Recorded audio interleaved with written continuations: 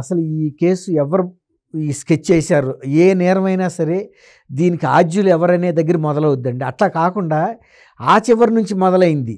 నిందితులు ఇతరుల గురించి అసలు ఎవరు ఈ హత్యకి ప్లాన్ చేశారు, వాళ్ళకి ఏం అవసరం ఉంది, దాని మూలాన వాళ్ళు ఎలా లబ్ధి పొందారు.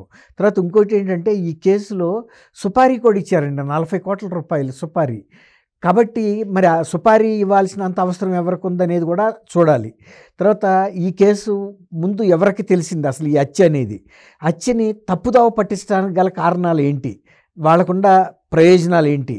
తర్వాత ఎవరైనా ఎంత నిరక్షరాస్యుల ఇళ్లల్లో కానీ వాళ్ళ సమక్షంలో కానీ నేరం జరిగితే సాక్ష్యాధారాలని అట్లా ఉంచి పోలీసులను పిలిపిస్తారు. ఒక పోలీస్ అధికారి ఆ ప్రాంతంలో ఒక ఇన్స్పెక్టర్ స్థాయి అధికారి ముందే సాక్ష్యాధారాలని నిర్భీతిగా చెరిపేశారు. తర్వాత నరికేస్తే కుట్లేసారు, కట్లు కట్టారు, పౌడర్లు అద్దారు, మేకప్ చేసి ఏమీ కనపడకుండా. తర్వాత ఇది గుండె నొప్పితో చనిపోయాడని కూడా ప్రచారం చేశారు. తర్వాత ఎవరైతే ప్రచారం చేశారో వాళ్ళ సొంత పత్రిక, సొంత టీవీల్లో, మిగిలిన ఎక్కడా కూడా ఇది రాలేదు.